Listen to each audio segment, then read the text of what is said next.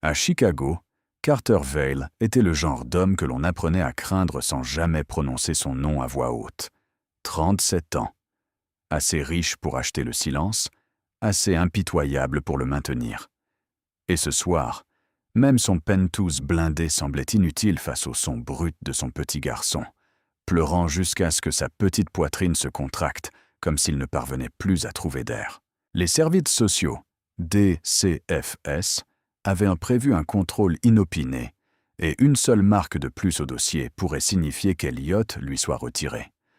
Non pas parce que Carter manquait d'argent, mais parce que son monde était fait d'ombre. Aucun document ne pouvait le blanchir. Chaque agence de nounou avait la même réponse. 20 000 $ d'avance. Une prime de risque pour mettre les pieds dans la maison d'un chef de la mafia. Et Carter les aurait payés sans ciller si cela n'avait pas ressemblé à l'achat, à l'heure, du pouls de l'attention d'une étrangère. C'est alors que Belle Mercer apparut. 27 ans, usée par les foyers d'accueil, les gardes de nuit et les avis d'expulsion. Une femme qui avait appris à survivre en gardant la voix stable quand tout en elle tremblait. Et quand elle vit la panique d'Elliott, elle ne demanda pas les 20 000 $. Elle ne demanda rien du tout. Elle le serra simplement contre elle et fredonna une vieille et douce berceuse qui ressemblait à quelqu'un promettant à l'obscurité qu'elle ne gagnerait pas ce soir. Les pleurs d'Elliott se brisèrent en un souffle, puis en un silence, et le regard froid de Carter vacilla pour la première fois depuis des mois. Car le miracle n'était pas qu'elle ait calmé son fils, c'était qu'elle l'ait fait gratuitement. Et dans le monde de Carter Vale, rien n'est gratuit sans qu'un prix n'attende dans l'ombre. Si cette histoire vous a captivé, n'hésitez pas à cliquer sur « J'aime » et à la partager avec quelqu'un qui aime les rebondissements émotionnels intenses. N'oubliez pas de vous abonner pour ne pas manquer le prochain chapitre. Votre soutien nous aide à vous proposer de nouvelles histoires chaque jour. Et tandis que Carter regardait les mains de Belle stabiliser son enfant, il ne savait pas si elle venait de lui sauver la vie ou si elle venait de mettre les pieds dans une tempête qui ne faisait que commencer. Quand les pleurs d'Elliott s'estompèrent, pour laisser place à une rare parenthèse de calme, le penthouse blindé sembla respirer à nouveau. Mais Carter Vale ne laissa pas ce calme devenir une illusion. Il se tint droit dans le vaste et froid salon, ses yeux toujours fixés sur Belle Mercer, de la même manière qu'un homme regarde une nouvelle variable venant d'apparaître dans l'équation de vie ou de mort qu'il résout seul. Puis, il donna des ordres à l'équipe de sécurité d'une voix basse et brève. Les caméras devaient garder leurs angles. Le couloir devait être verrouillé avec un nouveau code. L'ascenseur privé ne fonctionnerait que lorsqu'il l'autoriserait. Chaque personne dans la maison devait enregistrer ses entrées et sorties sur une liste. Et absolument personne ne devait toucher son fils sans une raison claire. Belle entendit chaque phrase comme on entend des barreaux de fer glisser dans leur verrou. Elle n'était pas surprise par l'impitoyabilité d'un homme comme lui. Elle comprit simplement en un instant que cet endroit n'était pas un foyer. C'était une forteresse où les gens étaient autorisés à exister sous conditions, et elle n'avait pas le droit d'être mal comprise. Carter appela un assistant pour apporter un badge temporaire et un ensemble de règles imprimées. Sa voix ne s'adoucit pas lorsqu'il lui dit qu'elle resterait ici jusqu'à la fin du contrôle des services sociaux. Poitrine se soulevait et s'abaissait plus, poitrine se soulevait et s'abaissait plus régulièrement. Puis, elle leva les yeux. Sa voix resta calme, comme celle de quelqu'un habitué à vivre dans des pièces d'où l'on peut être jeté à tout moment. Elle dit qu'elle resterait temporairement si cela aidait le garçon à se stabiliser, mais qu'elle exigeait une chose minimale pour sa propre sécurité. Un document écrit confirmant qu'elle avait le droit de partir à tout moment, sans condition, sans être retenue, sans menace, sans être transformée en quelqu'un de redevable, simplement parce qu'elle avait fait une bonne action. La pièce devint silencieuse pendant un instant. Quelques regards de la sécurité passèrent d'elle à Carter, comme s'ils attendèrent de voir si elle venait de signer sa propre sentence ou de froisser l'orgueil d'un chef mafieux. Mais Carter la regarda seulement plus longuement, comme s'il pesait si ce refus obstiné de supplier était réel ou s'il s'agissait d'une autre performance. Puis il fit un très léger signe de tête, signalant d'appeler l'avocat de la maison le soir même. Le document serait rédigé exactement comme elle l'avait dit, et il le signerait parce qu'il détestait négocier. Mais il détestait encore plus l'idée de vivre dans le chaos où son fils pourrait lui être retiré à cause d'un vide juridique. Belle prit le badge temporaire comme une clé qui ne lui appartenait pas. Elle ne le remercia pas. Elle demanda seulement où elle pouvait se laver les mains et où étaient gardés les biberons.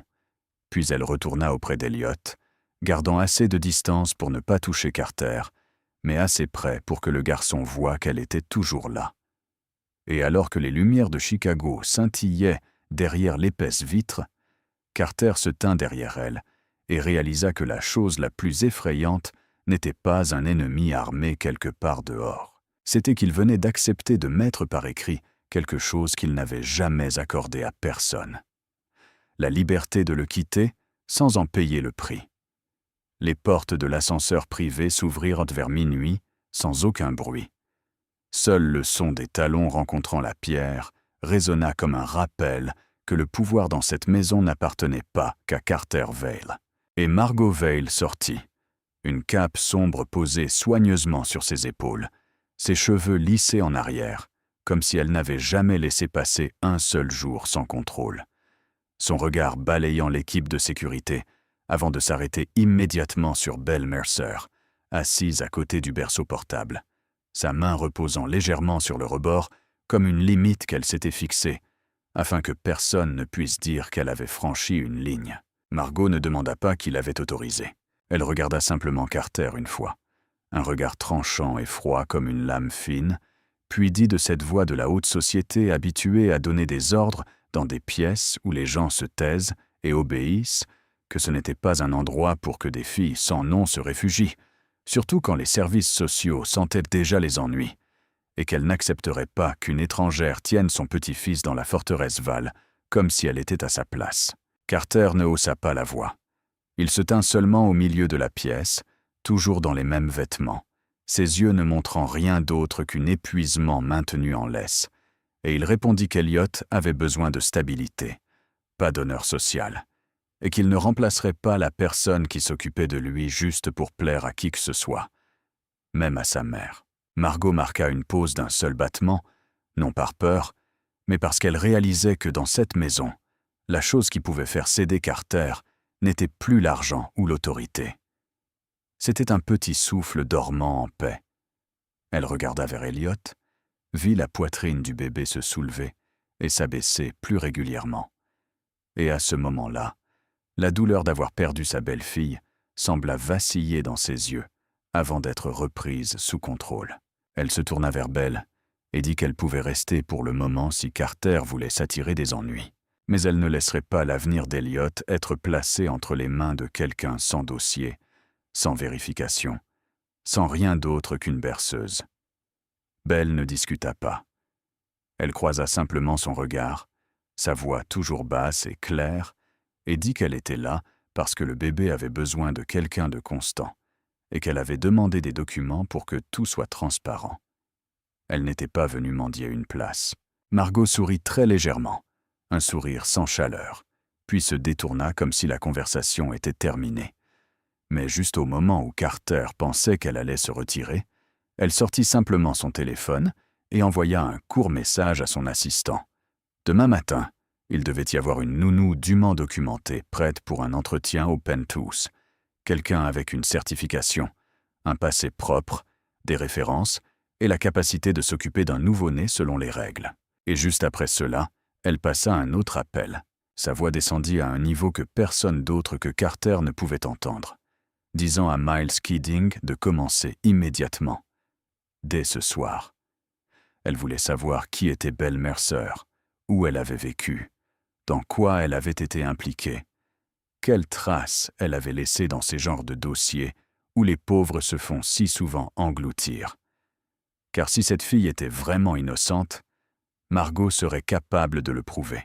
Et si la fille avait ne serait-ce qu'une petite faille, Margot l'utiliserait comme point de rupture pour ramener Elliot à ses côtés, avant que les services sociaux ne puissent mettre la main sur cette porte. Carter entendit le nom de Miles Keating, et ses yeux s'assombrirent, non par surprise, mais parce qu'il savait que sa mère menait des guerres sans armes à feu. Et il savait aussi que Belle n'avait aucune armure, si ce n'est la vérité. Et la vérité, dans cette ville, était parfois la chose la plus facile au monde à déformer. Le lendemain matin, alors que la lumière de Chicago était encore grise et froide contre l'épaisse vitre, le penthouse avait été aménagé comme une salle d'entretien, sans plaque nominative. Margot Verle était assise bien droite dans un fauteuil, comme une reine dans son domaine. Carter Vale se tenait près de la fenêtre avec une tasse de café devenue froide, et Belle Mercer restait près du parc d'Eliott, gardant assez de distance pour ne pas être vue comme prenant la place de quelqu'un, mais assez près pour que le bébé la voie quand il ouvrirait les yeux. L'ascenseur privé sonna une fois, puis Veronica Sloane sortit, tel un CV ambulant, cheveux attachés en un chignon soigné, un blazer crème, l'odeur propre et mesurée d'un parfum, et un dossier épais entre ses mains contenant des certifications de soins au nouveau-né, des documents de vérification d'antécédents, des lettres de recommandation, et même une liste de cours qui apaisa Margot dès qu'elle la regarda, car cela parlait exactement le langage en lequel elle avait confiance, que l'ordre devait être tamponné et encadré. Veronica salua Margot avec une déférence sans faille, salua Carter d'un regard soigneusement modéré, comme si elle savait comment ne pas regarder trop longtemps un homme puissant, puis se tourna vers Belle avec un sourire poli, au bord tranchant, le genre de sourire qui vous dit que vous n'êtes pas à la bonne place dans cette pièce. Elle commença sa présentation d'une voix claire, avec une terminologie parfaite, parlant de cycles de sommeil guidés par le rythme circadien, de protocoles d'apaisement, de principes de sécurité, comme si elle récitait un manuel qu'elle avait mémorisé.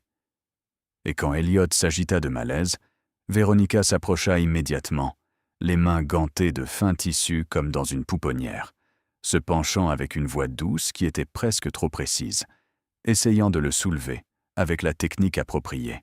Mais le corps d'Eliott se raidit, ses yeux s'écarquillèrent, et un cri éclata, aigu et serré, comme s'il avait été acculé. Plus elle tentait de l'apaiser, plus il paniquait, ses petites mains s'agitant, cherchant dans l'air quelque chose de familier.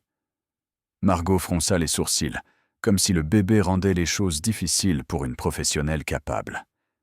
Et Veronica garda son sourire figé, augmenta l'intensité de son apaisement, se balançant légèrement, récitant les bonnes phrases du livre. Mais chaque phrase retombait comme une couche supplémentaire de stimulation qui faisait tressaillir Eliott davantage. Sa respiration s'accéléra, son visage devint rouge, ses pleurs commençaient à se transformer en hoquets d'étouffement. Belle ne se précipita pas immédiatement. Elle regarda Carter d'abord, comme pour demander un signal, car elle comprenait que chaque mouvement dans cette pièce pouvait être interprété comme un crime. Et seulement quand Carter fit un très léger signe de tête, elle s'avança, sans rivaliser, posant simplement ses mains près d'Eliott, baissant la voix jusqu'à ce qu'elle ne soit plus qu'un souffle, réduisant le contact visuel, réduisant le son, réduisant le mouvement, créant une petite bulle de calme à l'intérieur du chaos. Elle ne faisait pas de longues phrases.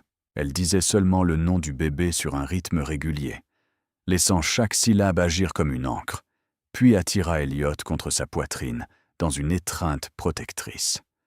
Pas de secousse, pas d'urgence, seulement une pression douce et stable pour que son corps ressente la sécurité. Une main soutenait l'arrière de sa tête, l'autre protégeait une partie de la lumière, et elle commença à fredonner la vieille berceuse qui avait ramené Eliott la nuit dernière. Cette fois, plus doucement, plus lentement, comme si elle rappelait à son corps qu'il était capable de respirer. Les pleurs ne s'arrêtèrent pas d'un coup, mais ils perdirent leur tranchant, se transformant en souffles brisés qui se cassaient puis se rejoignaient.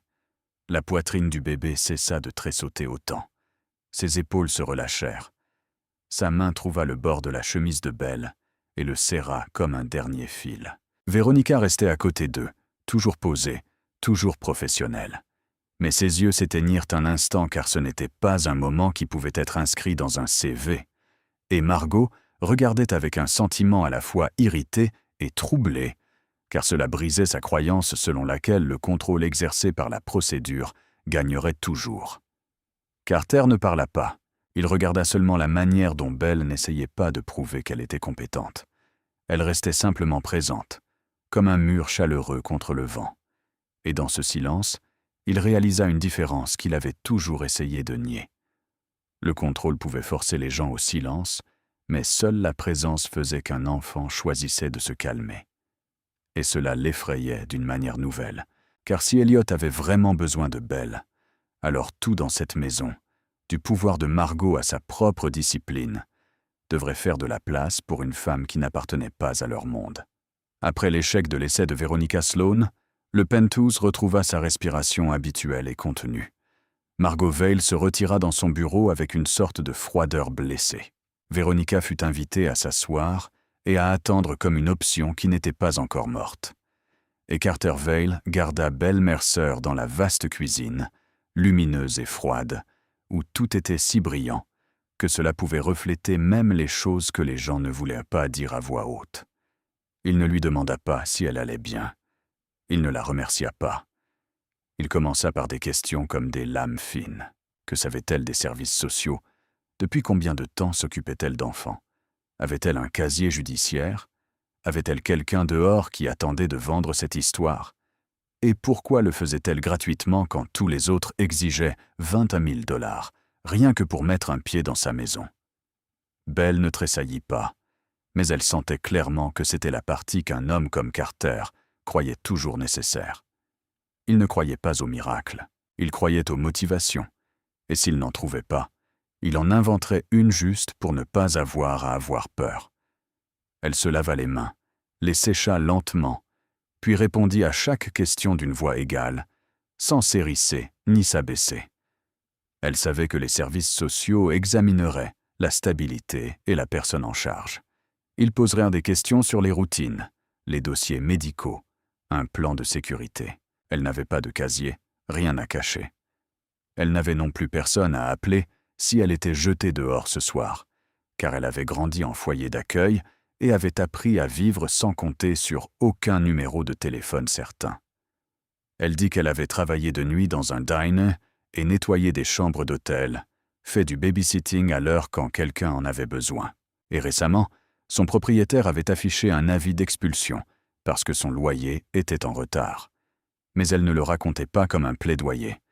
Elle le disait de la même manière que l'on décrit la météo. Mauvais, mais vrai. Carter la regarda plus longuement lorsqu'il entendit les mots « foyer d'accueil ». Pas par pitié, mais parce que c'était un fait qu'il ne savait pas où placer dans un monde qui avait toujours divisé les gens entre loyaux ou traîtres. Il la testa avec un autre scénario. Il posa une enveloppe sur le comptoir, et elle n'avait pas besoin de l'ouvrir pour savoir qu'il y avait de l'argent à l'intérieur. Il dit que c'était une prime de risque, 20 000 $, pour qu'elle reste dans le cadre d'un forfait global. Pas de questions, pas de conditions. Et une partie de lui voulait la voir s'en saisir, car si elle le faisait, il aurait une raison de la détester et de la contrôler comme tout le monde. Belle ne toucha pas l'enveloppe. Elle la repoussa seulement légèrement, comme si elle écartait un piège. Puis, elle dit qu'elle ne prendrait pas d'argent de danger, ne prendrait pas d'avance qui ferait d'elle une personne endettée. Elle accepterait un salaire à la journée ou à la semaine, un taux raisonnable comme pour un vrai travail avec une fiche de paie, de la paperasse et des responsabilités claires. Et chaque dépense pour Elliot devait être transparente, parce qu'elle ne voulait pas être traitée de voleuse ou de croqueuse de diamants, un jour, simplement parce qu'elle avait mis les pieds dans cette maison. Carter rétrécit les yeux et demanda si elle comprenait ce qu'elle refusait. Et Belle dit qu'elle comprenait. Mais ce qu'elle craignait n'était pas de perdre de l'argent. Ce qu'elle craignait, c'était de perdre sa liberté. À l'intérieur, Carter ressentit ce qui le à l'intérieur. Carter ressentit ce qui le rendait agité. Cette fille ne lui demandait rien d'autre que le droit d'être libre. Et c'était exactement ce qui rendait son pouvoir inutile, parce qu'il pouvait acheter la loyauté. Il pouvait forcer le silence, mais il ne pouvait pas forcer quelqu'un à rester si cette personne n'avait pas besoin de son argent pour respirer. Il sortit son téléphone, appela la comptabilité et son avocat interne, et ordonna qu'un contrat soit rédigé exactement selon ses exigences. Un salaire raisonnable, un calendrier de paiement clair, le droit de partir écrit comme une clause. Et quand il mit fin à l'appel, il la regarda comme on regarde une nouvelle porte dans une maison qui n'a toujours eu que des verrous et des murs. Belle se pencha pour vérifier Elliot qui dormait, sa main marquant une pause d'un battement sur la poitrine du bébé, comme pour s'assurer que la respiration restait régulière. Et elle ne regardait plus Carter. Mais Carter ne pouvait s'empêcher de regarder sa manière d'exister ici, pas comme quelqu'un que l'on sauve, mais comme quelqu'un qui se sauve elle-même par la transparence. Ce même après-midi, alors que le contrat temporaire n'avait même pas encore été imprimé avec toutes les signatures, la sonnette de sécurité retentit sur un rythme court et sec, et le moniteur se remplit du visage de Jordan Kim, un travailleur des services sociaux, debout bien droit dans un manteau ordinaire, tenant un presse-papier et un sac de dossiers, des yeux qui ne portaient aucune curiosité bon marché, seulement le calme constant de quelqu'un qui avait vu trop de familles essayer de jouer la comédie. Carter Vale s'avança pour rencontrer Jordan avec son équipe de sécurité s'écartant de chaque côté comme un rituel invisible. Mais Jordan n'était pas ébloui par l'acier et le verre. Jordan demanda seulement immédiatement où Elliot dormait et qui avait été le soignant principal ces derniers temps. Carter essaya de garder sa voix froide, donna son nom, déclara sa tutelle, dit qu'il avait du soutien. Mais Jordan coupa le rythme avec des questions précises qui forçaient le pouvoir à répondre par la réalité. À quoi ressemblait l'emploi du temps de sommeil du bébé? Quel lait maternisé prenait-il? Des allergies? Où était le pédiatre? Les vaccins étaient-ils à jour? Qui l'emmenait au rendez-vous? Et plus important encore, le plan de sécurité. Qui entrait dans la maison? Qui en sortait? Y avait-il une liste fixe? Y avait-il des caméras? Y avait-il des verrous de sécurité pour enfants? Des étrangers passaient-ils la nuit? Carter jeta un coup d'œil rapide vers Belle Mercer, debout près du berceau, ne s'avançant pas, gardant la posture d'une soignante qui respecte les limites. Et Belle comprit immédiatement que c'était le moment où la vérité devait être livrée à la bonne dose. Trop, peu semblerait suspect. Trop en révélerait des ombres qui n'avaient pas besoin d'être nommées. Jordan regarda Belle et demanda qui elle était, si elle travaillait sous contrat ou de manière informelle, si elle avait des documents. Et Belle présenta l'accord temporaire qui sentait encore l'encre fraîche, son nom, son salaire, le calendrier de paiement et la clause lui accordant le droit de partir. Puis, elle déclara clairement qu'elle était une soignante temporaire pour assurer la stabilité d'Elliot pendant la période d'évaluation. Elle avait de l'expérience dans la garde d'enfants à l'heure. Elle comprenait la routine du bébé et ses signaux de panique. Elle n'était pas de la famille, mais elle était constante, et elle se conformait aux règles de sécurité de la maison. Jordan fit un léger signe de tête, mais inspecta tout de même chaque coin comme l'exigeait la formation, vérifiant les prises, vérifiant les verrous des fenêtres, demandant où les médicaments étaient gardés, demandant où les objets tranchants étaient rangés, regardant les caméras et demandant qui y avait accès, puis se tournant vers Carter avec un regard plat comme le métal et disant clairement que la richesse n'était pas le critère. Ce dont les services sociaux avaient besoin, c'était d'un environnement vérifiable, stable et sûr. Et s'il y avait déjà eu un signalement anonyme, ils examineraient les choses de plus près. Un plan de sécurité devait être signé. Il devait inclure un emploi du temps fixe, des dossiers médicaux à jour et l'engagement que des étrangers n'iraient et ne viendraient pas librement. Car avec un nourrisson, même un petit changement pouvait suffire à créer un traumatisme. La mâchoire de Carter se crispa, comme s'il avalait un juron parce qu'il avait l'habitude de donner des ordres, pas d'être forcé d'expliquer sa vie et sa paperasse. Mais il ne pouvait pas discuter avec l'autorité, et il ne pouvait pas utiliser l'obscurité contre quelqu'un qui se tenait du côté de la loi sur l'enfance. Belle parla au bon moment, ne faisant pas perdre la face à Carter, ajoutant seulement les détails ordinaires que Carter n'avait jamais pensé devoir retenir. Le bébé dormait généralement par courtes périodes après une tétée. Il tressaillait au bruit soudain. Il se calmait lorsqu'il était tenu avec une pression stable et qu'il n'était pas passé de bras en bras. Elle avait noté l'emploi du temps dans un carnet gardé dans la cuisine, et elle proposa un plan de sécurité incluant une liste de visiteurs approuvés, le code de l'ascenseur privé délivré uniquement à des individus fixes, un calendrier de bilan de santé et le pédiatre comme contact d'urgence pour que tout reste clair. Jordan écouta, les yeux passant sur Carter, et demanda s'il était prêt à signer ces choses, prêt à s'engager, à ce qu'aucune activité, aucune personne, aucune situation ne mette le bébé en danger. Et cette question n'était pas pour une entité juridique. Elle s'adressait à un père. Carter resta silencieux quelques instants, puis dit qu'il signerait. Il normaliserait tout ce qui était requis. Il fournirait les dossiers médicaux et un calendrier de soins, et quiconque voudrait s'approcher de son fils devrait être nommé, car il comprenait que s'il voulait garder Elliot, il devait le prouver par des actes, pas des paroles. Jordan nota cela, donna une date limite pour soumettre le plan de sécurité complet et programma une nouvelle visite. Puis, avant de partir, Jordan regarda Belle une fois de plus, comme pour mesurer sa constance, lui disant qu'elle devait garder tout transparent et signaler immédiatement s'il y avait un risque. Parce que les services sociaux ne se rangeaient pas du côté des riches ou des pauvres, ils se rangèrent du côté de l'enfant. Et quand la porte se ferma, Carter resta immobile, fixant le formulaire de demande sur le comptoir comme une nouvelle frontière. Tandis que Belle se penchait pour ajuster la couverture d'Elliot et sentit que pour la première fois dans cette maison, la chose la plus effrayante n'était pas les armes ou les gardes du corps.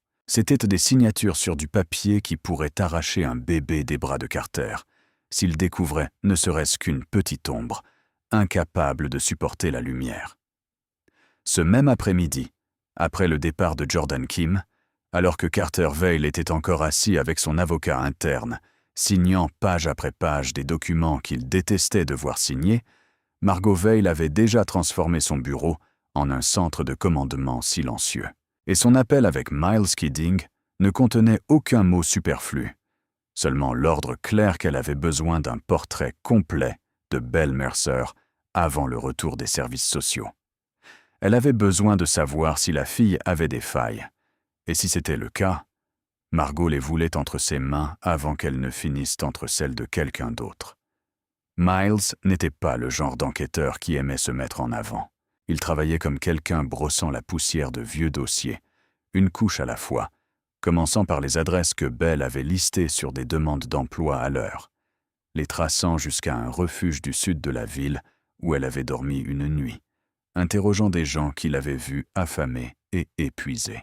Des gens qui se souvenaient d'elle, non pas parce qu'elle sortait du lot, mais parce qu'elle calmait les petits-enfants, quand toute la pièce était bruyante comme une tempête. Une femme qui avait été superviseuse de nuit là-bas dit que Belle ne causait pas de problème. Elle portait juste toujours un petit sac et un regard vigilant, comme quelqu'un qui avait appris que tout pouvait lui être pris. Et puis, cette femme mentionna une nuit, il y a des années. Il y avait des sirènes d'ambulance. Un mineur s'était effondré dans l'arrière-cour, et un rapport avait été rédigé à la hâte concernant une altercation et une intervention tardive. Miles se rendit dans une vieille salle de stockage d'archives, le genre de paperasse que les gens aiment croire être la vérité, et trouva le nom de Belle dans une courte note. Pas inculpé, pas poursuivi, aucune accusation criminelle. Mais il y avait une ligne d'interprétation assez vague pour que quiconque voulant la déformer puisse le faire, disant qu'elle avait été présente lors d'un incident impliquant une colocataire et un appel aux secours médicaux retardé à cause d'une dispute. La vérité vivait dans cet intervalle. Il n'y avait pas de crime, seulement une situation chaotique dans un refuge où tout le monde était à la fois victime et survivant. Mais pour quelqu'un comme Margot, l'ambiguïté était de l'or, parce que l'ambiguïté pouvait être forgée en une histoire. Miles organisa les copies, nota les noms de quelques vieux témoins, puis envoya à Margot un bref rapport. Pas de conclusion, seulement l'expression « risque de réputation » et la possibilité d'une distorsion médiatique si l'information tombait entre les mains d'un prédateur. Margot le lut sans soupirer. Elle le plia seulement comme on plie une lame fine et le glissa dans un tiroir verrouillé. Une arme de réserve qui n'avait pas besoin d'être utilisée tout de suite, mais qui devait toujours être prête. Car dans son esprit, Belle n'avait pas besoin d'avoir commis un crime. Belle avait seulement besoin de porter une histoire assez compliquée pour la rendre indigne de se tenir aux côtés d'Elliot. Au même moment, sous la forteresse Val, d'étranges signes commencèrent à apparaître comme de légers tapotements sur une vitre avant une tempête. Une voiture sombre stationnait au coin de la rue plus longtemps que d'habitude et repartant exactement au moment du changement d'équipe de sécurité. Une silhouette se tenant près du bureau de la conciergerie, comme attendant quelqu'un, tandis que ses yeux balayaient le système de caméra. Un colis mal adressé à l'étage de service, puis disparaissant avant de pouvoir être enregistré. Et une fois, les écrans de contrôle dans la salle de sécurité devinrent noirs, pendant un seul battement, comme si quelqu'un avait testé la porte du signal à distance. Carter n'eut besoin de personne pour le lui dire. Il regarda les registres d'entrée, regarda les petites irrégularités dans un rythme opérationnel qu'il avait verrouillé hermétiquement. Et il comprit que quelqu'un sondait le système.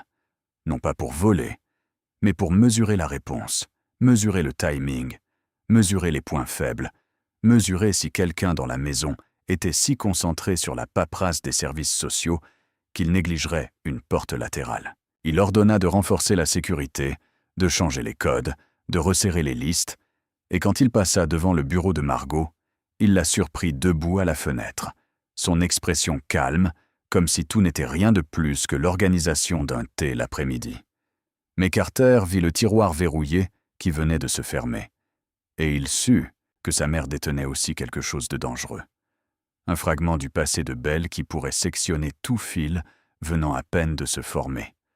Pendant que dehors, quelqu'un d'autre cherchait son chemin pour entrer, et ces deux lames étaient pointées vers la même minuscule faiblesse, dormant en paix à l'intérieur de cette maison blindée.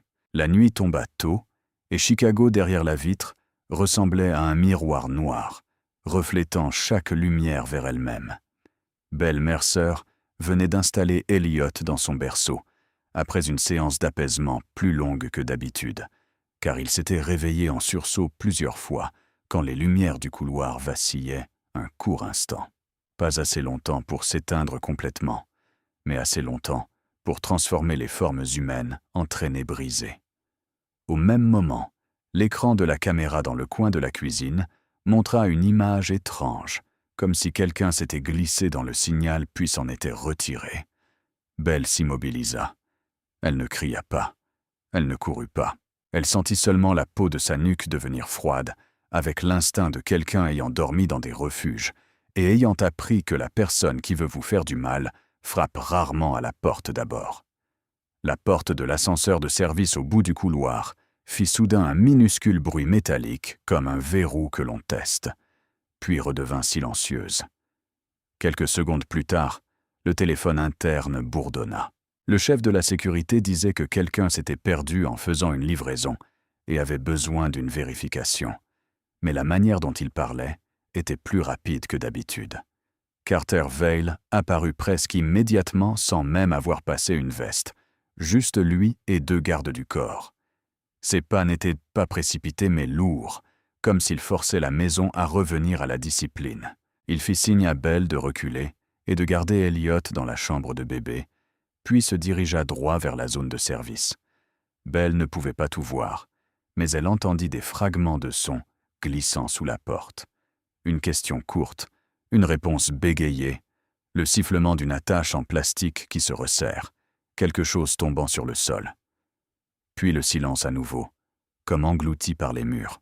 Il n'y eut aucun coup de feu, aucun cri fort, seulement le silence effrayant d'une situation gérée trop proprement, comme si la violence ici n'avait pas besoin de spectacle pour être efficace. 10 minutes plus tard, Carter revint, son visage inchangé, seulement ses yeux plus sombres, et il ordonna que chaque code de porte soit changé le soir même.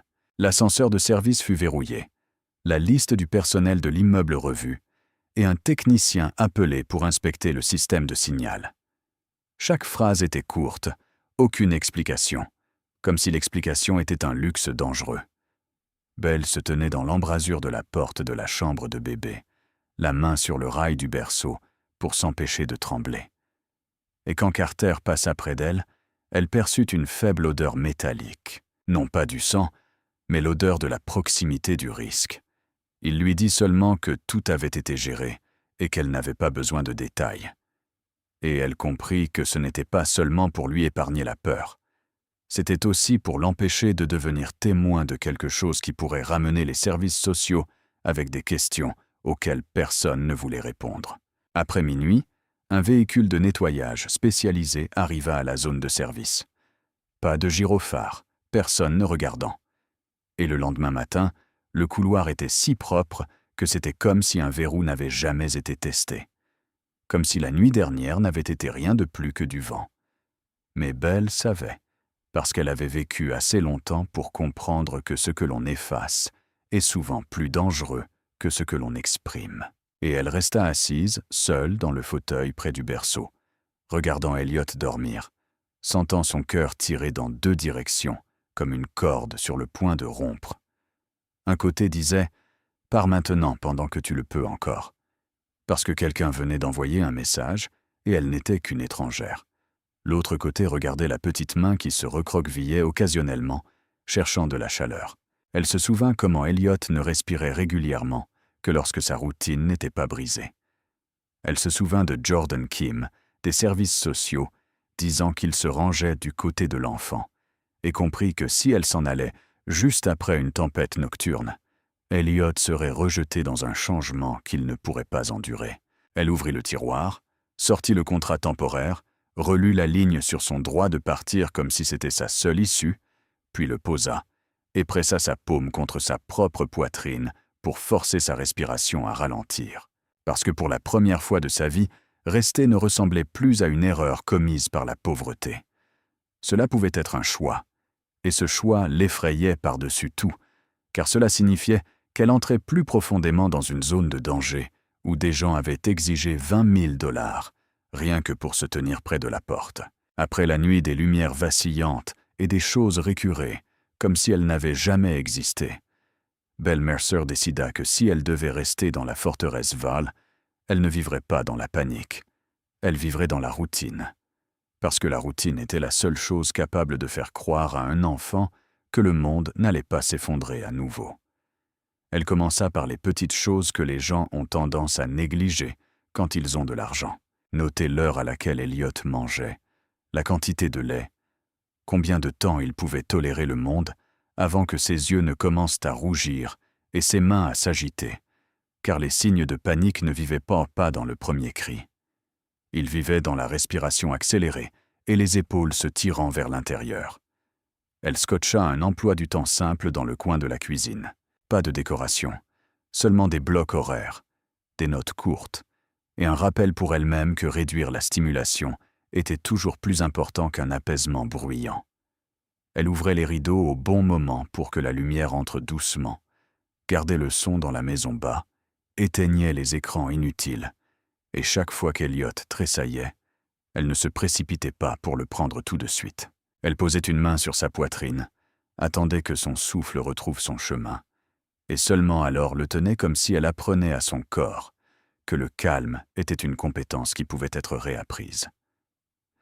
Carter Vale regardait tout cela de loin, de la manière dont il regarderait une chirurgie qu'il n'oserait pas toucher. Il passait par la cuisine, voyait les notes, voyait comment Belle plaçait les biberons à l'endroit exact pour ne pas avoir à courir. Il la voyait tester la température de l'eau avec son poignet au lieu d'une estimation précipitée.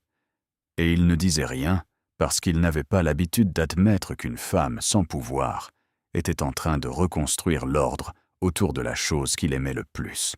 Il y avait des moments où Elliot se réveillait agité, et Carter entrait dans la chambre de bébé, restant dans l'embrasure comme quelqu'un ayant peur de faire du bruit.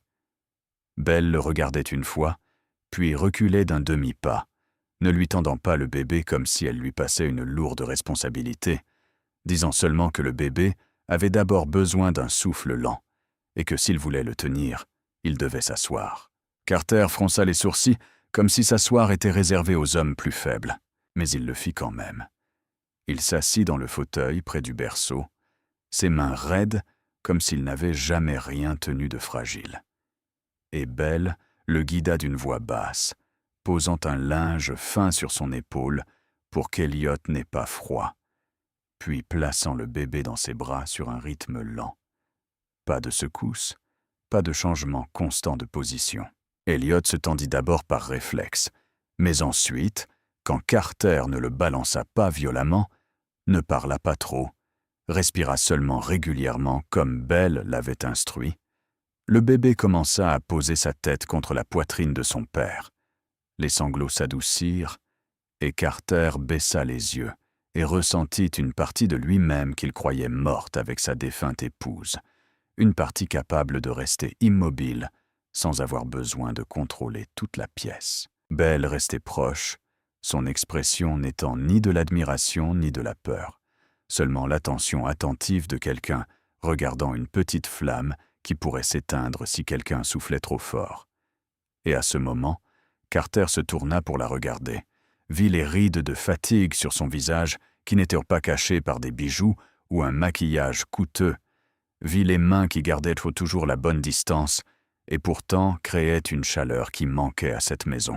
Et il demanda très doucement où elle avait appris ces choses. Belle ne raconta pas une longue histoire. Elle dit seulement qu'elle avait appris quand personne d'autre ne le faisait. Quand les enfants dans le refuge pleuraient et que les adultes ne savaient que leur dire de se taire, quand elle comprit qu'une main placée au bon endroit pouvait sauver un souffle.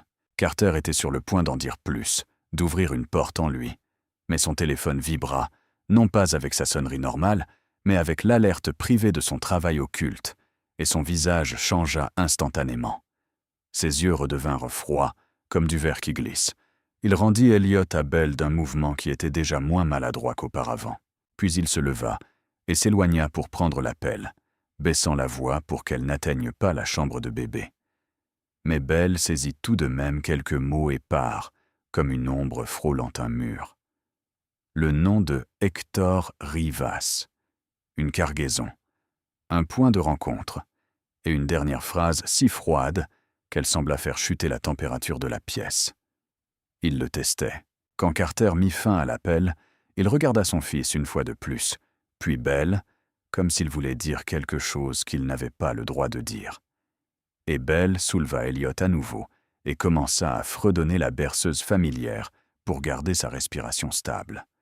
Tandis qu'à l'intérieur, elle comprenait que les routines qu'elle avait construites pouvaient aider un enfant à se sentir en sécurité.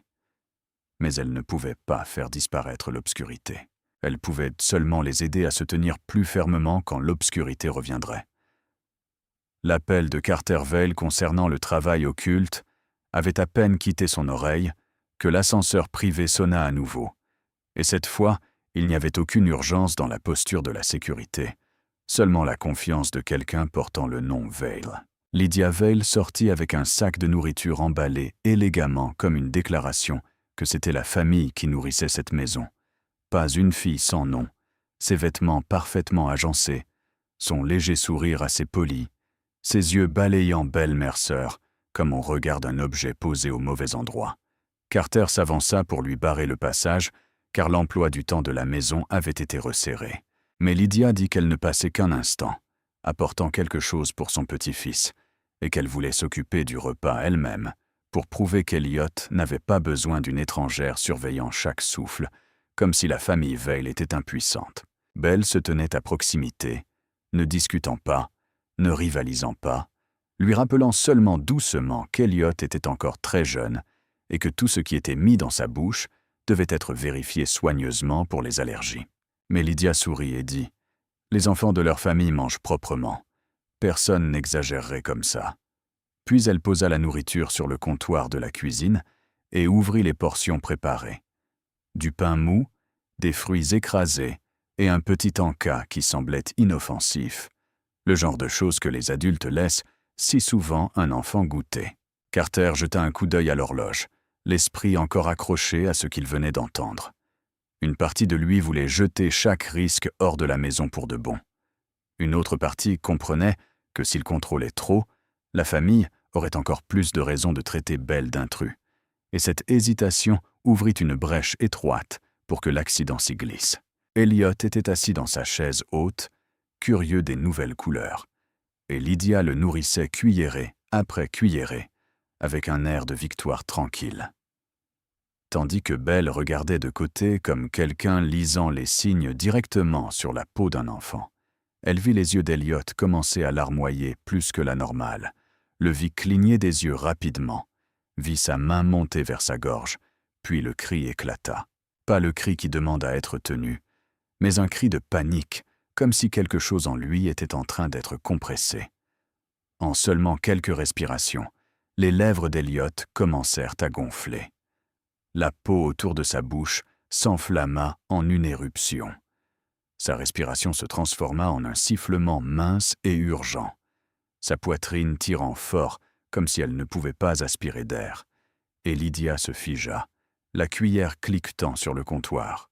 Carter se jeta en avant par réflexe, déchirant sa froideur habituelle, saisit son fils, hurla le nom du bébé d'un rugissement rauque qui ne ressemblait pas à sa voix habituelle. Mais le son ne ramena pas le souffle. Belle intervint immédiatement. Aucune permission nécessaire. Elle vérifia la bouche du bébé, vit le gonflement rapide, reconnut une anaphylaxie et cria à la sécurité d'appeler une ambulance et de préparer la voiture, puis exigea de savoir ce qu'Elliot venait de manger. Lydia balbutia que c'était seulement un encas fait avec du beurre de noisette, et les mots « beurre de cacahuète » tombèrent comme un marteau. Carter fixa le récipient de nourriture, ses yeux s'assombrissant, non pas de colère contre Lydia d'abord, mais de peur. Le genre de peur brute capable de dépouiller de son pouvoir un homme qui avait autrefois fait taire une ville entière. Ils se précipitèrent dans l'ascenseur, dans la voiture, les sirènes montant, et Belle tenait Elliot dans une position gardant ses voies respiratoires ouvertes, disant à Carter de ne pas le secouer, de ne pas forcer quoi que ce soit, de garder seulement sa tête droite et de respirer selon le rythme. Mais Carter ne pouvait plus respirer. Sa main tremblait sur le dos de son fils, alors qu'il demandait comme un plaidoyer si le bébé s'en sortirait. Et Belle répondit d'une voix dure, destinée à les sauver de la panique, qu'ils devaient atteindre les urgences maintenant. Ils ne pouvaient pas ralentir. Ils ne pouvaient pas deviner. L'hôpital les accueillit sous des lumières blanches crues, des bruits de pas pressés, des médecins appelés, des lignes intraveineuses, un masque à oxygène, et Carter fut repoussé hors de la zone d'urgence, comme un homme n'ayant aucun droit de se tenir là où la vie se décidait. Il frappa le mur de sa main. Ses yeux étaient rouges mais secs, car il ne savait pas où pleurer d'une manière qui ait du sens. Belle resta avec les infirmières, donnant des informations rapides.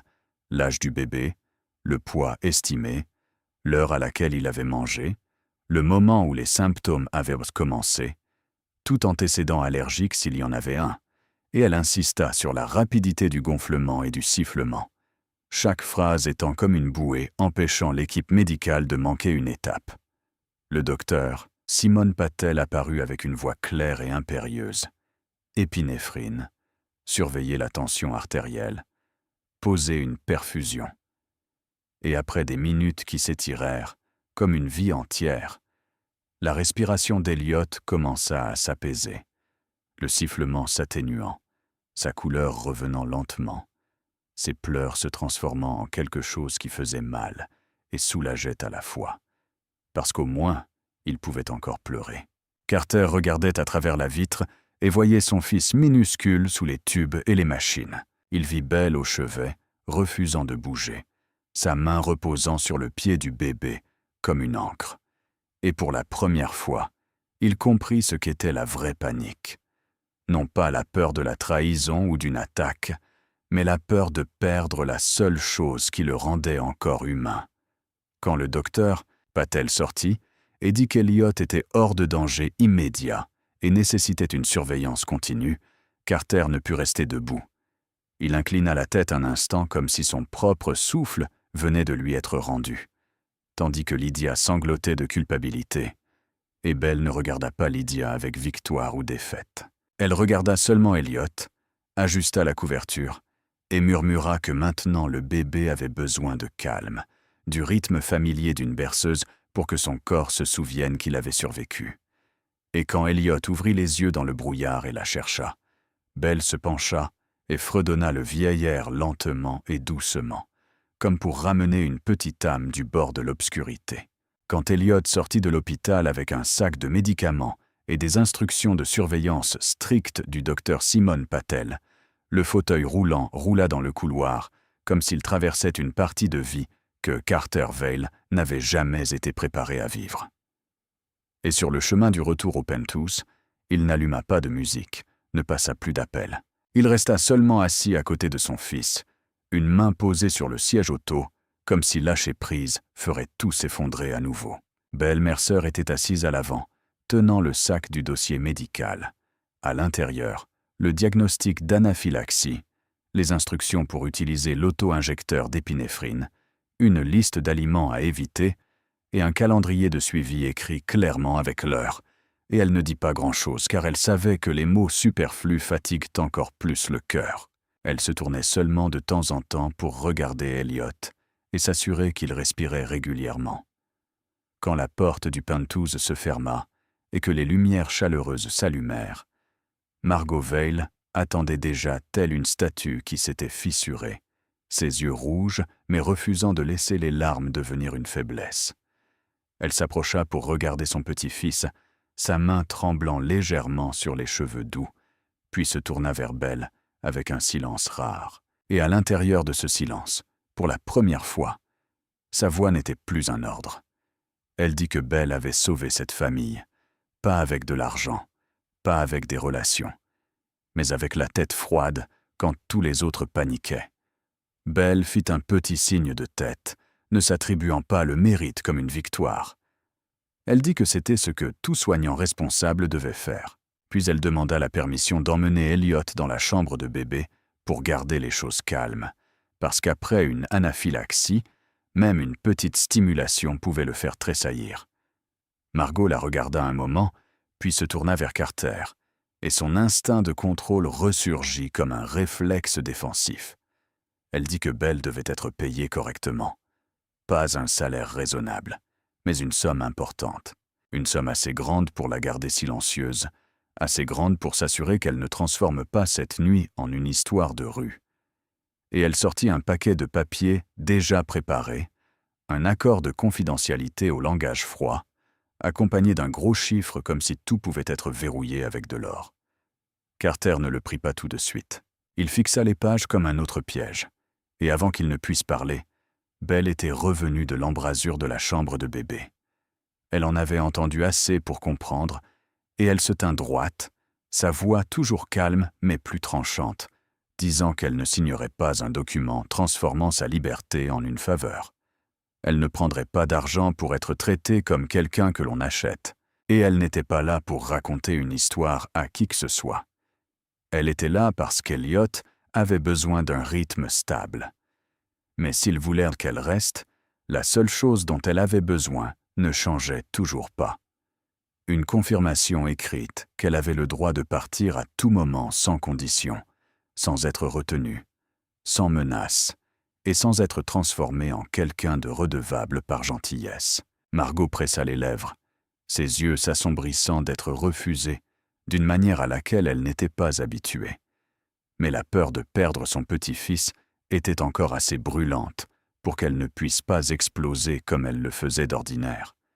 Elle dit seulement que Belle était trop têtue et que le monde de Carter n'était pas fait pour les gens têtus.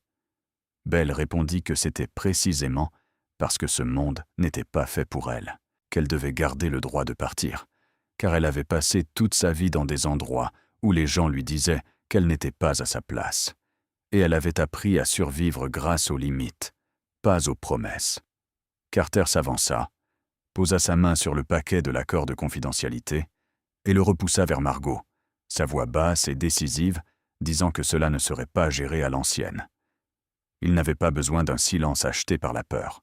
Il avait besoin de stabilité prouvée par une paperasse légale, car les services sociaux reviendraient, et il ne se soucierait pas du luxe de cet endroit.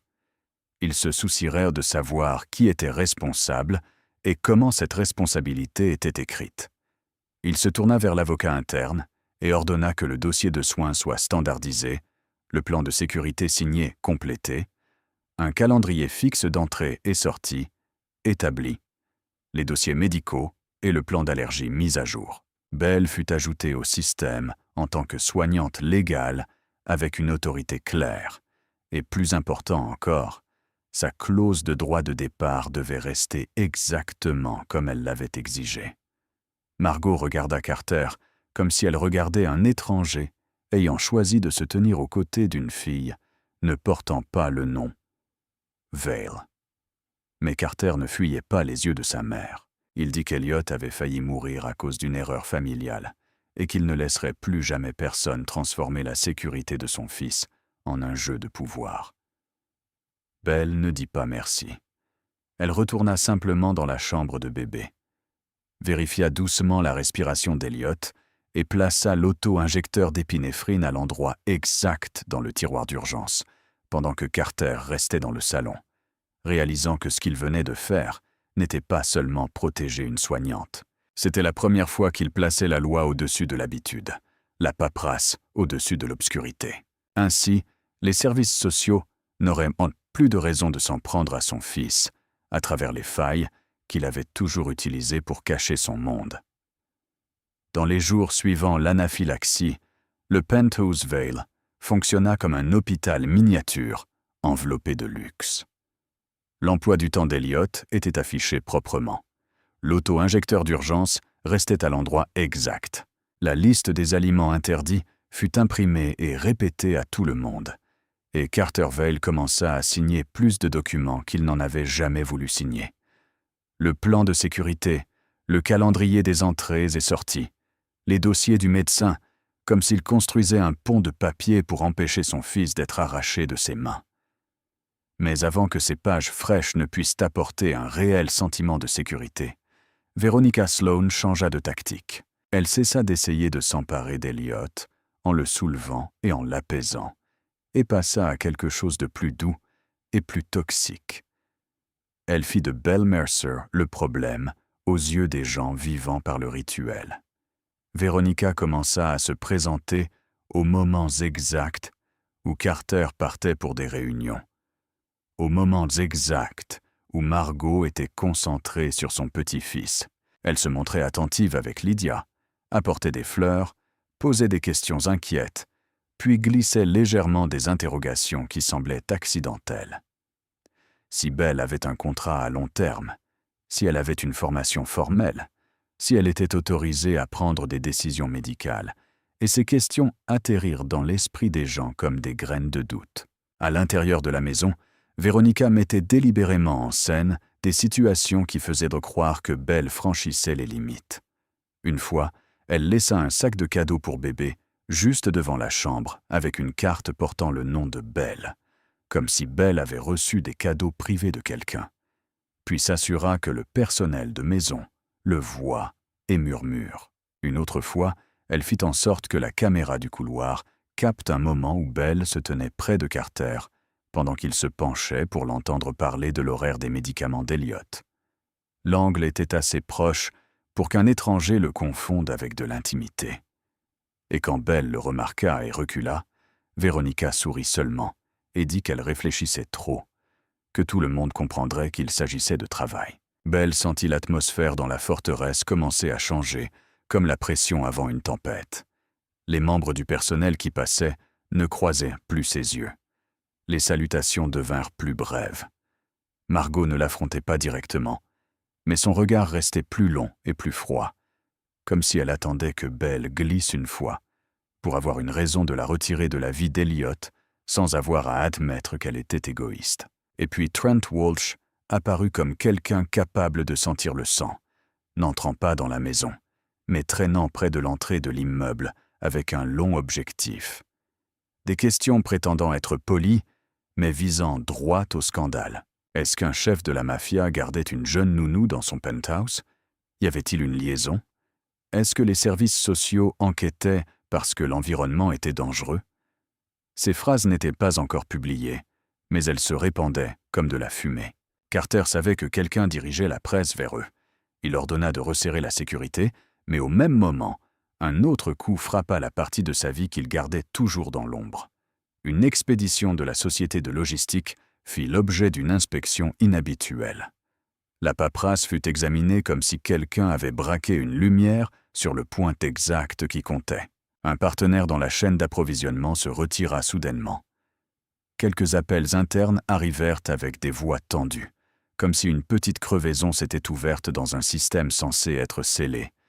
Et Carter comprit que ce n'était pas une coïncidence. Quelqu'un le perçait au moment exact où il était forcé de rendre sa vie légale à cause d'Elliott. Parce que plus il devait se tenir devant les services sociaux avec des documents propres, plus il était facile de l'attaquer avec tout ce qui vivait aux marges de la légalité. Le timing était trop parfait pour n'être le fait d'une seule main. Et Belle se tenait au milieu, telle une aiguille épinglée au centre de la tempête. Elle voyait Carter plus occupé, plus froid, ses yeux s'arrêtant plus souvent sur l'écran de son téléphone. Elle voyait Margot parler à des avocats à voix basse derrière des portes closes. Elle voyait Veronica se déplacer dans le penthouse comme une ombre blanche et propre en laquelle les gens trouvaient facile d'avoir confiance. Et Belle se sentait encerclée non par des armes, mais par une histoire. Elle essayait de se concentrer sur Elliott, mais même cela était déformé en suspicion. Une fois, elle refusa de laisser Lydia tenir le bébé trop longtemps parce qu'Elliott venait de prendre ses médicaments, et Lydia la regarda comme si elle était ingrate. Une autre fois, elle rappela au personnel de cuisine de vérifier les ingrédients, et ils répondirent sèchement qu'ils le savaient déjà, comme si elle donnait des ordres dans une maison qui ne lui appartenait pas. La nuit, Belle était assise près du berceau, écoutant la respiration régulière d'Elliott, et ressentait un isolement plus froid qu'un hiver à Chicago, parce qu'elle était à l'intérieur d'une forteresse blindée, sans aucun endroit qui lui appartenait vraiment. Où le sourire de Veronica pouvait être de l'amadou, un angle de caméra pouvait devenir une lame, et chaque murmure pouvait se transformer en un nouveau rapport, ramenant les services sociaux avec la question que Belle craignait le plus. Savoir si c'était elle qui attirait les ennuis près d'un enfant, la tempête d'une histoire que Tran Walsh reniflait dehors, n'était pas encore devenue un article. Mais, à l'intérieur de la maison, Margot Vail avait déjà ce dont elle avait besoin pour transformer la suspicion en levier. Miles Kidding apparut par un après-midi gris, entra par une route privée comme quelqu'un ne voulant pas que les caméras le captent, et remit à Margot une enveloppe fine. À l'intérieur se trouvaient des copies de vieux dossiers de refuge, des lignes vagues sur un incident datant d'il y a des années. Pas de poursuite, pas d'accusation, mais assez pour que quiconque le veuille puisse traiter Belle Mercer de fille à problème. Margot le lut attentivement, comme elle lirait un contrat, puis posa l'enveloppe sur le bureau devant Carter Vail dans son bureau. Son ton était calme, comme si elle discutait du calendrier de suivi d'Elliott, disant que les services sociaux reviendraient pour évaluer, et que c'était la chose qui les tuerait si cela s'ébruitait. Un rapport avec le nom de Belle lié à une altercation. Un appel au secours d'urgence retardé à cause d'une dispute, une trace que des gens comme Tran pourraient transformer en gros titre du jour au lendemain, et Jordan Kim serait forcé de poser des questions. Parce que les services sociaux ne pouvaient ignorer un risque autour d'un petit enfant, Carter fixa les pages, ses yeux s'assombrissant, non pas parce qu'il croyait qu'elles révélaient la nature de Belle, mais parce qu'il voyait exactement comment elle pouvait être utilisée pour arracher son fils de ses mains sous couvert de ce qu'on appelle la procédure. Et Margot pressa exactement sur cet endroit. Elle dit qu'il devait remplacer Belle avant la prochaine évaluation, faire venir Veronica Sloan avec un dossier propre et une certification complète, et laisser partir Belle avec une grosse somme d'argent et un remerciement discret pour être en sécurité et ne pas donner l'impression d'avoir jeté quelqu'un qui avait aidé. Carter se leva, la chaise grinçant vers l'arrière d'un son sec, sa voix froide et finale, alors qu'il disait qu'il ne remplacerait pas quelqu'un à cause d'un lambeau de papier ambigu et des regards pleins de préjugés d'un monde qui aimait les vilaines histoires sur les pauvres. Margot insista sur le fait qu'elle ne le faisait pas parce qu'elle détestait Belle. Elle le faisait pour Elliot, car il suffirait d'un article, d'un appel anonyme, d'une question de Jordan Kim, et tout ce que Carter avait fait pour rendre sa vie légale s'effondrerait et le bébé serait enlevé, alors qu'il serait encore en train de débattre de la gentillesse. Carter répondit que c'était précisément à cause d'Elliot qu'il ne pouvait pas continuer à changer de soignant. Elliot avait besoin de Constance. Il avait besoin de quelqu'un qui comprenait déjà sa respiration. Et si les services sociaux voulaient de la paperasse, il leur donnerait de la paperasse. S'ils voulaient de la transparence, il leur donnerait de la transparence.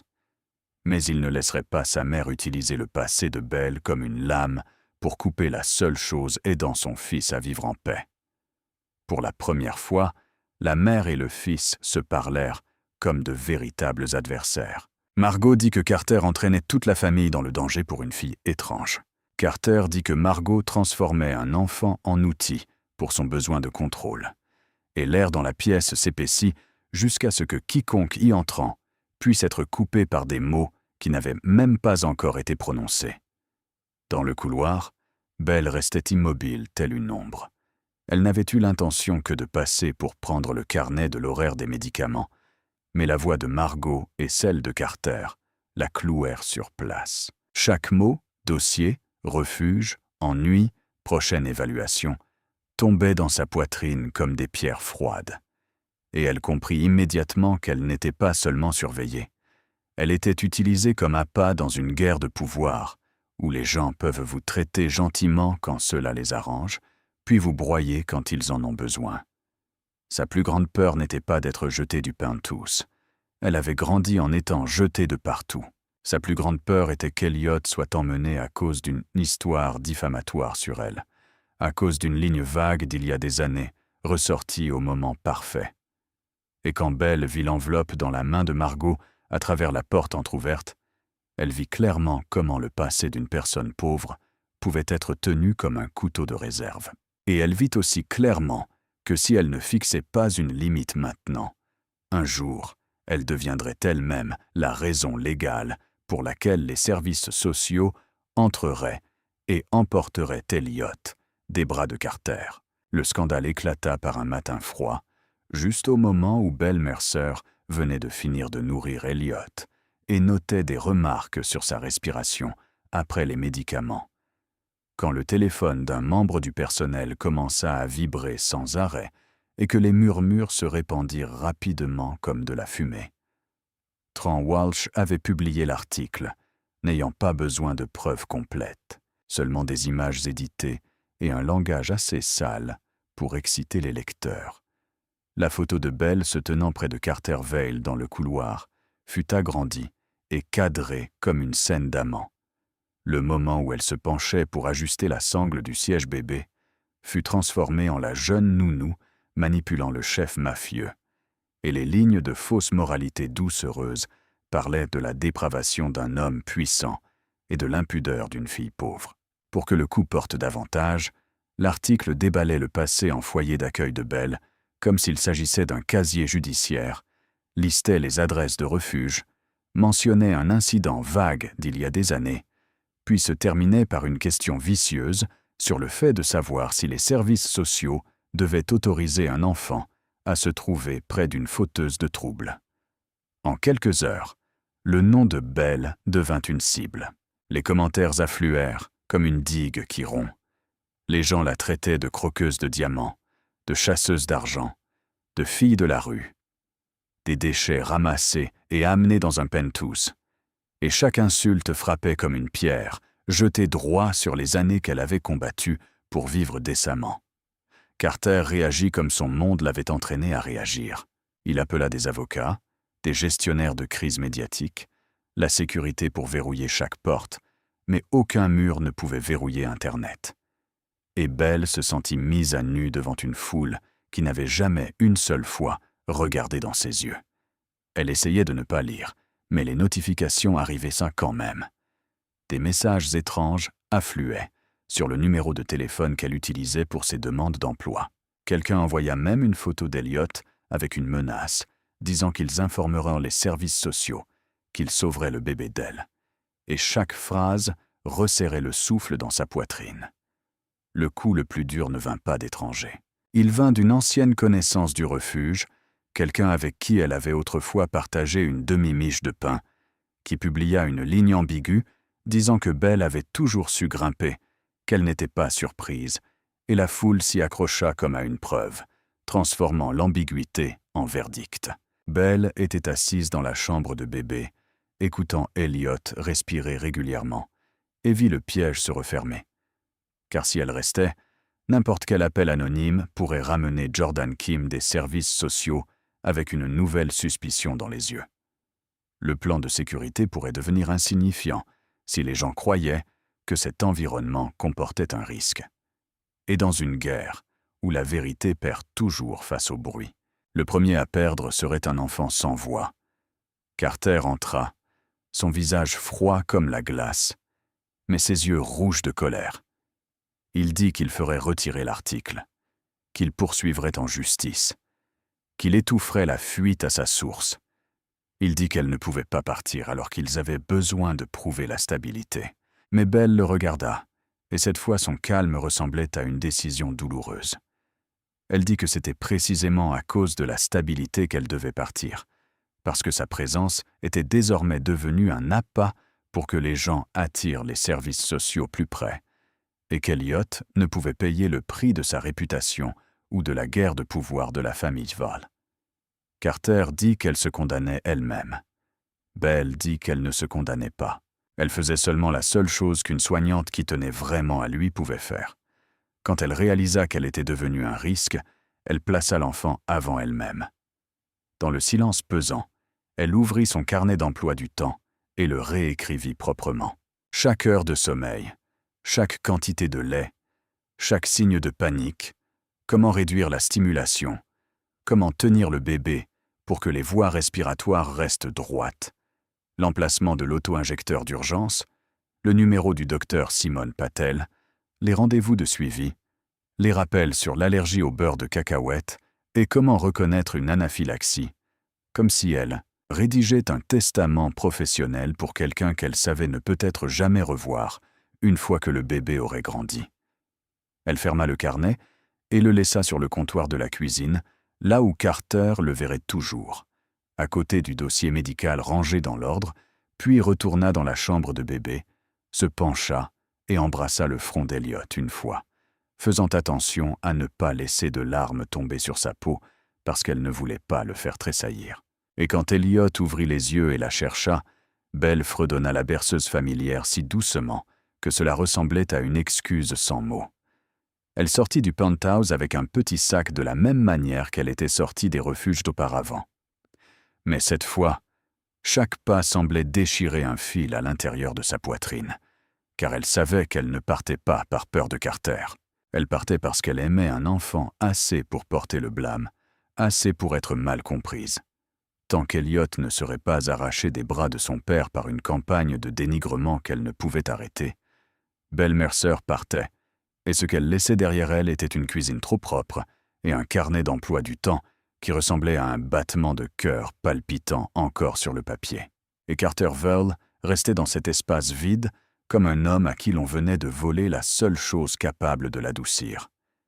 Mais il ne s'autoriserait pas à s'effondrer, parce que s'il laissait l'émotion diriger, Elliot serait le premier à payer. Il commença à contre-attaquer avec la seule logique en laquelle il avait confiance pour fonctionner désormais.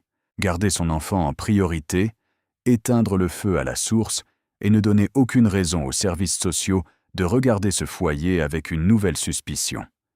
Ses avocats envoyèrent des demandes de retrait et des avis de conservation à l'éditeur, rassemblèrent chaque image originale, chaque segment de caméra, chaque horodatage édité, scellèrent le tout avec des journaux de temps et construisirent un dossier comme une affaire criminelle, non pas pour venger son orgueil, mais pour prouver un fait simple, que l'environnement de soins d'Elliot avait été attaqué avec de fausses informations.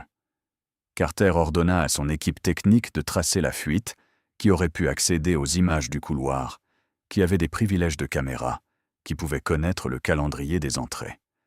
La liste fut passée au crible comme de l'or, et les noms commencèrent à tomber sans bruit.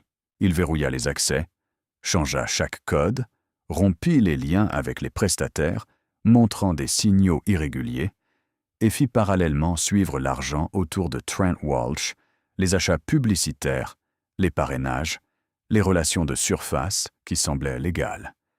Car dans ce monde, personne ne chasse une grosse histoire gratuitement. Quand quelques paiements furent tracés à travers des sociétés intermédiaires, Carter ne tira pas un coup de feu.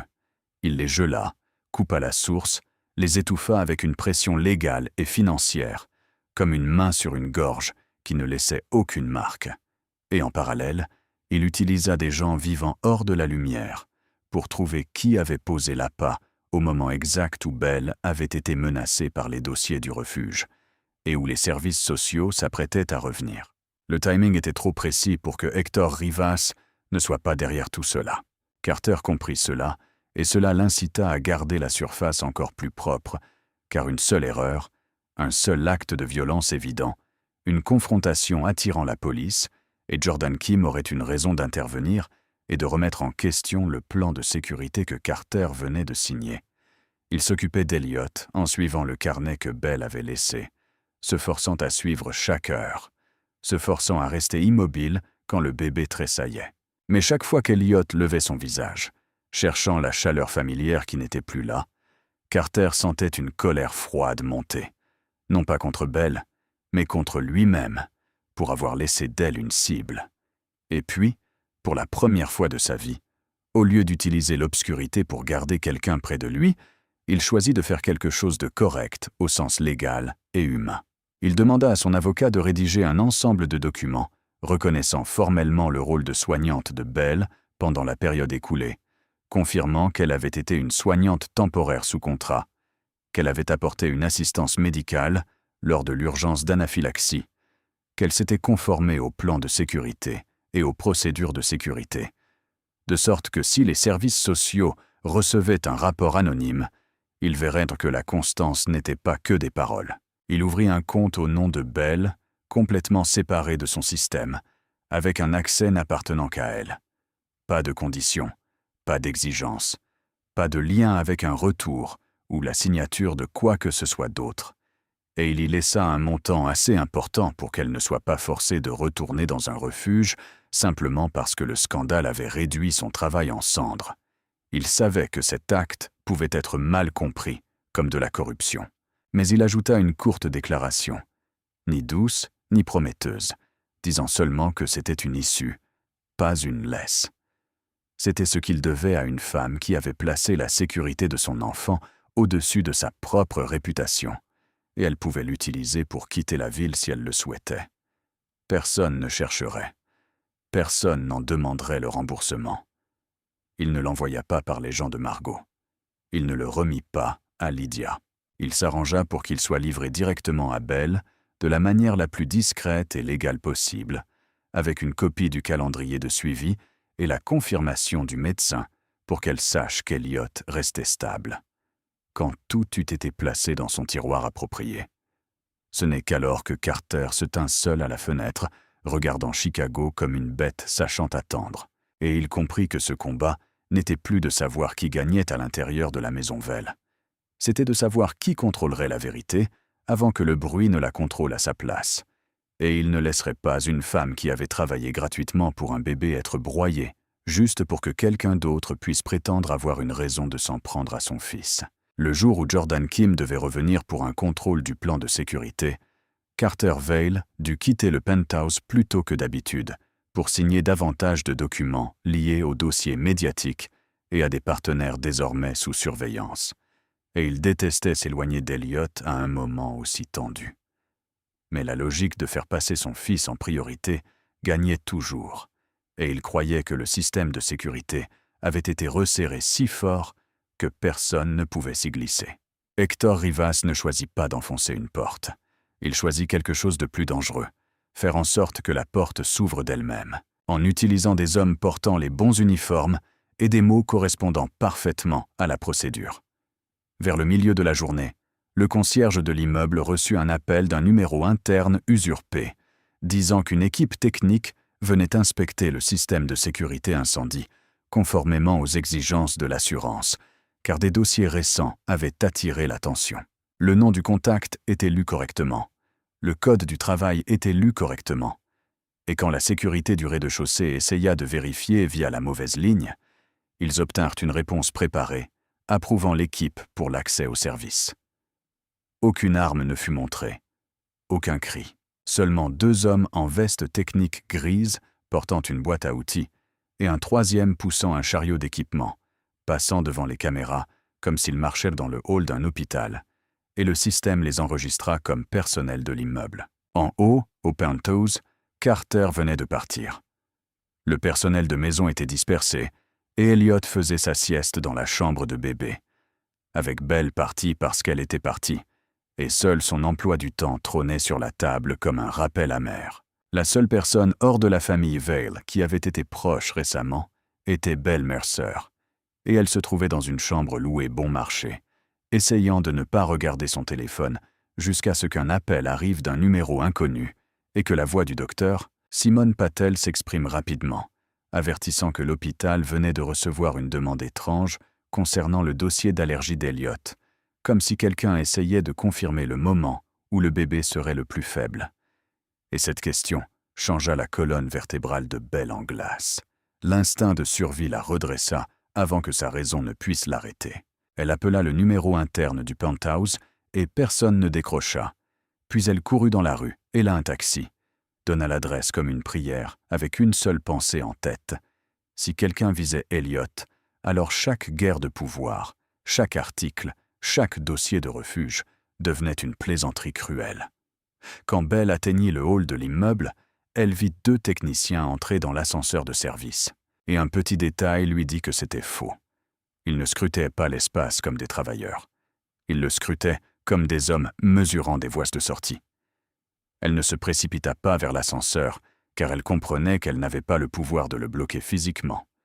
Alors, elle fit la seule chose pour laquelle elle était douée, gagner du temps et créer un signal. Elle se rendit au bureau du concierge et dit qu'il y avait un problème avec la liste d'entrée du plan de sécurité signé, que toute équipe technique montant devait être confirmée par Carter avec un code privé. Et elle prononça le nom de Jordan Kim comme un sceau faisant craindre la responsabilité aux gens, exigeant qu'ils appellent le gestionnaire de l'immeuble immédiatement et verrouillent temporairement l'ascenseur de service, car cela impliquait un cas de mineur sous surveillance. Le concierge hésita, mais la mention des services sociaux figea son visage, et en quelques secondes précieuses, des appels internes furent passés, et l'ascenseur fut retenu en bas plus longtemps que prévu, créant un petit décalage dans le timing de l'attaquant. Belle utilisa ce laps de temps pour monter l'escalier en courant. Son cœur martelait comme s'il allait se briser. Pas de garde du corps avec elle, pas d'armes, seulement une femme ayant survécu aux nuits de refuge et sachant que parfois des minutes décident d'une vie entière. Elle atteignit le niveau de service et entendit un léger tapotement métallique, comme si quelqu'un retirait un panneau, et elle ne fonça pas. Elle recula d'un demi-pas, sortit son téléphone, commença à enregistrer, puis envoya un court message au numéro de l'assistant de sécurité qu'elle avait sauvegardé quand elle travaillait là-bas. 3 mots avec l'emplacement et une ligne disant qu'il y avait une intrusion par usurpation d'identité. Verrouillez la porte de la chambre de bébé maintenant. Elle se rapprocha, faisant juste assez de bruit pour annoncer une présence, mais pas assez pour déclencher panique et violence. Et quand l'un des hommes se tourna, ses yeux étaient vides et froids. Belle parla de cette voix calme, propre à quelqu'un habitué à parler au danger, disant qu'elle avait appelé le gestionnaire de l'immeuble, que les caméras enregistraient, que les services sociaux surveillaient ce dossier, et que s'ils faisaient du bruit, tout l'immeuble verrouillerait l'étage. Il ne répondit pas. Il fit seulement un pas vers elle. Mais juste à ce moment, un carillon de sécurité interne retentit de loin. Pas une alarme incendie, seulement l'alerte indiquant que la porte de la chambre de bébé avait été ouverte avec le mauvais code. Et Belle courut comme si elle se jetait dans le feu parce qu'Elliot était de l'autre côté. Elle atteignit la chambre de bébé juste à temps pour voir la porte entr'ouverte, une main tendant le bras pour soulever le berceau portable. Et Belle ne se battit pas comme dans un film. Elle utilisa l'outil le plus simple et le plus impitoyable qu'un survivant possède. Elle projeta le chariot d'équipement dans le cadre de la porte pour le coincer, créant un blocage rudimentaire, mais efficace. Puis elle saisit Elliot en premier, le pressa contre sa poitrine comme un bouclier vivant, et en même temps appuya sur le bouton d'alarme d'urgence monté sous la table allongée, que Carter avait installé après l'incident du vacillement. Un petit signal qui alla droit à la salle de sécurité. Elliot tressaillit et commença à pleurer, sa respiration s'accélérant comme une panique revenant. Et Belle murmura la berceuse directement dans ses cheveux, forçant sa propre respiration à ralentir pour que son corps puisse suivre, ses yeux fixés sur l'ombre, essayant de forcer le passage à travers le blocage. Et dans ce court et brutal instant, elle comprit que Hector Rivas s'était révélé en n'apparaissant pas du tout. Il avait seulement eu besoin que le système lui ouvre la porte. Seulement besoin d'une faille, pendant que Carter était piégé dans la paperasse et les médias. Et si elle avait eu ne serait-ce que quelques minutes de retard, Elliot se serait volatilisé sans un seul coup de feu. L'alerte d'urgence avait à peine atteint la salle de sécurité que le téléphone de Carter Vale se mit à vibrer violemment dans la voiture. Pas une sonnerie normale, mais le signal rouge réservé à une seule situation. Quelqu'un touchait à son fils, et il fit demi-tour par un réflexe primaire, ne posa aucune question, ordonna seulement au chauffeur de changer de cap, tout en appelant l'équipe de protection la plus proche pour bloquer chaque issue du bâtiment. Lorsqu'il fit irruption dans le hall, les gardes étaient encore confus par l'histoire de l'équipe technique, et Carter ne perdit pas de temps en explications. Il regarda droit devant lui, ordonna de verrouiller l'ascenseur de service, ordonna de sceller la sortie de secours du niveau inférieur, et reprit le contrôle du système entre les mains de ses gens. Tout se passait vite et proprement, comme une chirurgie. Pas de coup de feu, pas de cris, car il comprenait qu'un seul appel suffisait pour que la police arrive. Et un seul rapport suffisait pour que les services sociaux mettent un point d'interrogation sur toute la vie d'Elliot. En haut, Belle Mercer tenait toujours Elliot serré contre sa poitrine, luttant pour empêcher la respiration du bébé de se briser, tandis que la porte coincée par le chariot d'équipement tremblait sous les coups de quelqu'un à l'extérieur, essayant de forcer le passage. Une poussée violente fit que le bord métallique érafla la main de Belle, la peau se fendant et le sang perlant.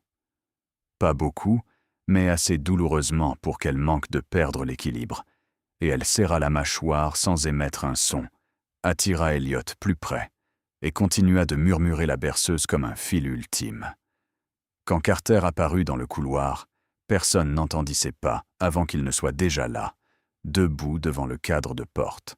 Ses yeux étaient si froids que l'air semblait plus épais, et il vit la fine traînée de sang sur la main de Belle avant de voir quoi que ce soit d'autre. Ce moment resserra la corde de discipline en lui jusqu'à ce qu'elle puisse rompre. Mais il ne la laissa pas rompre car la rupture signifiait bruit, folie, erreur. Il fit signe à ses gardes de tenir les angles des caméras, de bloquer les lignes de vue depuis le hall dans le couloir principal, puis s'avança et utilisa une clé mécanique au lieu d'un code électronique pour ouvrir une porte latérale et força l'intrus dans une poche aveugle où il n'y avait ni objectif ni témoin. Ce qui suivit se passa en quelques secondes. Carter ne frappa pas au hasard. Il frappa précisément avec la force exacte, assez pour empêcher l'autre homme de se relever, et assez pour éviter toute scène de sang éclaboussant les murs. Un étranglement qui volait le souffle sans briser de coups. Une torsion du poignet qui fit tomber un téléphone. Une poussée au sol qui l'assomma juste assez longtemps pour être maîtrisé et emmené comme une cargaison. Aucun cri, aucune arme dégainée, seulement une violence contrôlée. Le genre que Carter s'était entraîné toute sa vie à utiliser quand quelque chose devait être nettoyé sans laisser de traces. Il ne demanda pas de nom et n'exigea pas de savoir qui les avait envoyés à ce moment-là. Il ordonna seulement de les emmener par la route privée, remplaça les gardes, verrouilla chaque porte à nouveau et donna une instruction. Personne n'appelait la police. Personne ne disait un mot impliquant les services sociaux parce que tout devait être géré proprement à l'intérieur de la maison avant que le monde extérieur ne puisse atteindre Elliot par la paperasse. Quand le couloir redevint enfin silencieux, Carter se tourna vers Belle et la vit toujours contractée, tel un mur mince, sa main tremblant de douleur et d'avoir survécu à des minutes, décidant de la vie ou de la mort. Il prit Elliot de ses bras vers les siens d'un mouvement rapide mais prudent, baissa les yeux et vit la respiration toujours rapide mais stable. Et il laissa échapper un souffle comme quelqu'un venant de remonter à la surface après s'être noyé. Belle commença à dire qu'elle allait bien, mais Carter lui avait déjà saisi le poignet, fixant la déchirure et le sang, ses yeux s'assombrissant d'une manière qui n'était plus celle d'un chef mafieux regardant une employée, mais celle d'un homme voyant le prix que quelqu'un d'autre avait payé à sa place. Il appela l'infirmier de la maison pour s'en occuper vite. Désinfecter, penser, ne rien laisser qui nécessite un rapport. Tout était net et calme, comme il le faisait toujours. Belle ne pleura pas. Elle regarda seulement Elliot dans les bras de Carter et vit le bébé commencer à se calmer, comme si la berceuse qu'elle venait de lui souffler résonnait encore dans sa mémoire. Et elle reconnut quelque chose d'étrange. Carter apprenait lui aussi à rester calme, non pas pour paraître fort, mais pour que son fils puisse vivre.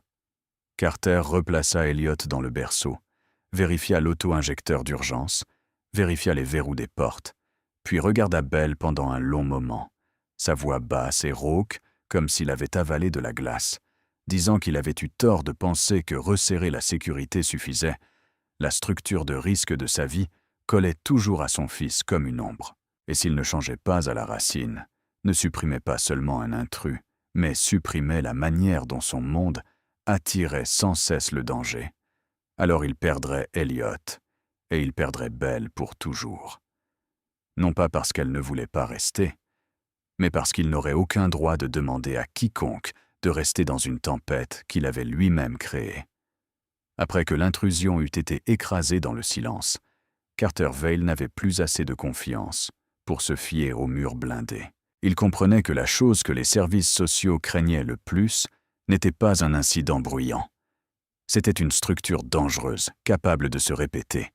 Et s'il voulait garder Elliot, il devait gagner par la seule chose qui lui semblait sens dessus dessous, la paperasse, les emplois du temps et le changement vérifiable. L'examen final eut lieu dans le comté de Cook, dans une salle d'audience pour mineurs, éclairée de façon vive et froide.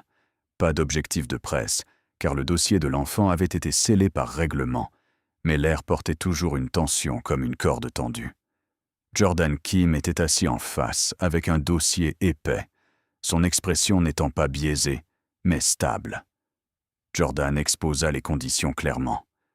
Être un parent sûr ne reposait pas sur des promesses. Cela reposait sur un plan de sécurité signé, un système surveillé, une liste d'entrées fixe, un plan de soins allergiques et médicaux mis à jour, des rendez-vous de suivi honorés, et surtout, la stabilité du soignant.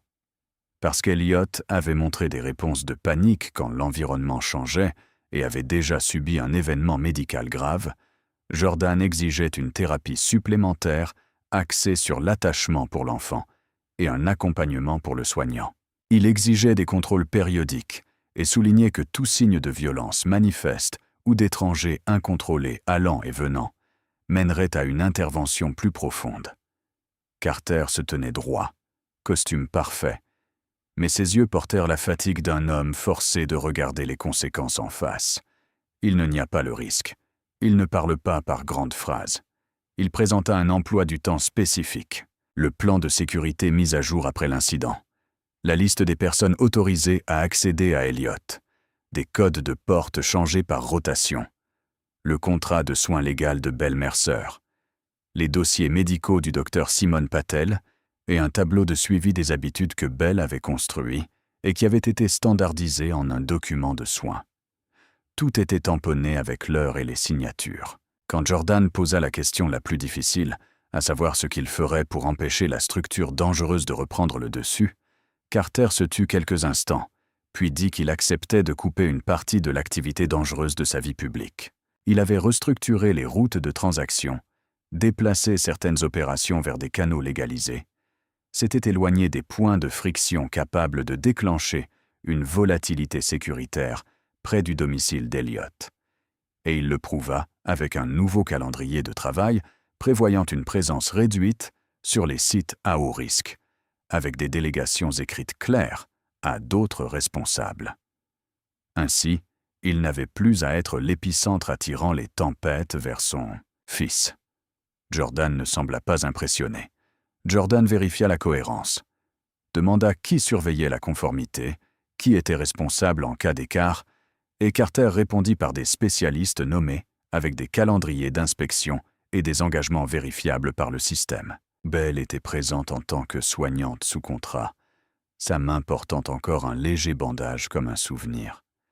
Elle répondit calmement sur le rythme quotidien d'Elliot, ses signes de panique et les méthodes qui l'apaisaient, comment elle se conformait toujours au plan de sécurité, et comment son droit de partir avait été écrit dans le contrat, ce qui paradoxalement incita Jordan à faire davantage confiance, car personne retenu par la peur ne pourrait rester par choix et responsabilité.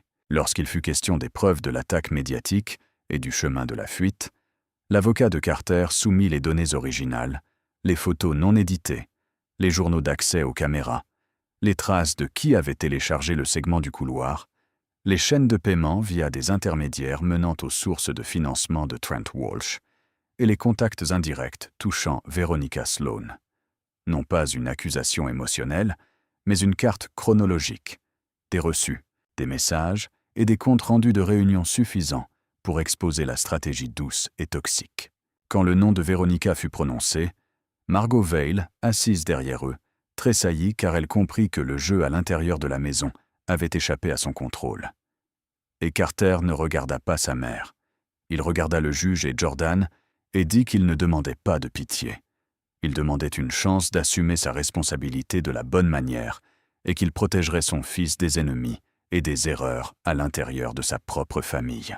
Jordan conclut d'une voix ferme que les services sociaux accepteraient le plan si toutes les conditions étaient maintenues. La surveillance périodique devait être suivie, la thérapie terminée, et le soignant devait rester stable plutôt que remplacé sur un coup de tête, parce qu'un petit enfant ne pouvait survivre aux guerres de pouvoir des adultes. À la clôture de l'examen, Carter saisit la pile de papier comme s'il tenait quelque chose qu'il avait autrefois méprisé, et Bell sortit dans le couloir du palais de justice, écoutant les bruits de pas résonner sur la pierre, réalisant pour la première fois que la chose capable de garder Elliot à la maison n'était pas un mur ou une arme, mais une structure propre écrite en mots, où la vérité avait des dossiers et les mensonges laissaient des traces. Après l'examen final, Chicago resta aussi froide que jamais, le vent balayant toujours entre les gratte-ciel, comme un rappel que cette ville ne dormait jamais vraiment. Mais à l'intérieur du penthouse de Carter, la chose la plus effrayante avait changé de forme. Ce n'était plus des sirènes dehors, ou des noms s'agitant dans le noir. C'était la question qu'il se posait chaque matin. S'il en avait fait assez de bien aujourd'hui pour que son fils ait la paix, Carter ne fit pas sa demande avec spectacle et il n'utilisa pas de bague pour transformer tout cela en conte de fées, parce qu'il comprenait que Belle Mercer n'avait pas besoin d'être choisie par le glamour. Elle avait besoin d'être respectée par une structure, par des limites, par une liberté qui fonctionnait réellement. Un soir, après qu'Elliot se fut endormi, Carter plaça une fine pile de papier devant Belle. Fine, mais lourde. Non pas un contrat contraignant, mais un engagement clairement écrit stipulant que Belle avait le droit de partir à tout moment, sans condition, sans surveillance, sans menace, sans être transformée en quelqu'un qui lui devait quoi que ce soit, accompagné d'un plan de sécurité à long terme avec une liste d'entrées fixe, des calendriers de thérapie et de suivi, des procédures d'allergie mises à jour, des contrôles périodiques exigés par les services sociaux et même des changements dans la vie professionnelle de Carter pour que la structure de risque n'attire plus de tempêtes vers Elliot. Il ne dit pas grand-chose, seulement qu'il ne retiendrait personne par la peur et qu'il ne promettait pas de devenir un homme doux. Il promettait seulement de contrôler son pouvoir avec conscience, parce qu'il avait vu à quel point son fils avait été proche de perdre son souffle et il avait vu Belle saigner alors qu'elle se tenait entre une porte et un enfant. Belle lut chaque ligne sans se presser, puis regarda Carter et comprit que ce qui la touchait n'était ni la richesse ni le pouvoir. C'était le fait qu'un homme entraîné à commander ait appris à mettre par écrit la liberté de quelqu'un d'autre, comme si sa liberté à elle comptait autant que l'existence de son enfant. Elle choisit de rester non pour l'argent, non par peur, mais parce qu'Elliot avait désormais un vrai foyer, un emploi du temps qui ne serait pas mis en pièces par le chaos, et parce que dans ce foyer, elle n'était plus traitée comme une étrangère tolérée aux marges. Elle était respectée en tant qu'être humain ayant le droit de décider de sa propre vie. Cette nuit-là, au-delà de l'épaisse vitre, Chicago était froide et lointaine, et à l'intérieur, Elliot respirait régulièrement dans son sommeil. Carter resta immobile plus longtemps qu'auparavant. Belle fredonna la berceuse si doucement qu'elle n'était destinée qu'à la pièce, et la chaleur n'arriva pas comme par magie.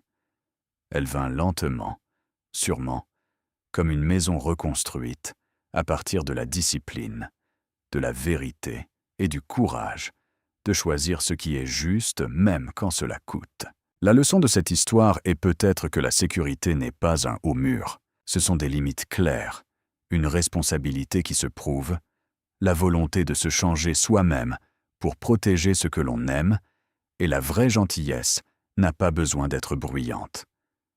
Elle doit seulement être là, à temps et sans prix, de la manière dont Belle l'était quand tous les autres demandaient 20 000 $ pour s'occuper de l'enfant de Carter. Et elle a choisi de le faire gratuitement pour un petit souffle. Si cette histoire a touché quelque chose en vous, n'hésitez pas à vous abonner à notre chaîne, à cliquer sur « J'aime » et à partager pour nous donner la motivation de vous proposer chaque jour de nouvelles histoires captivantes. Qu'avez-vous pensé du parcours de Carter et Belle?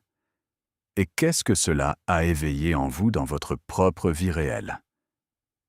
Partagez vos pensées dans les commentaires, afin que nous puissions entendre ce qui se trouve au plus profond de votre cœur. Bonjour et à bientôt dans la prochaine vidéo.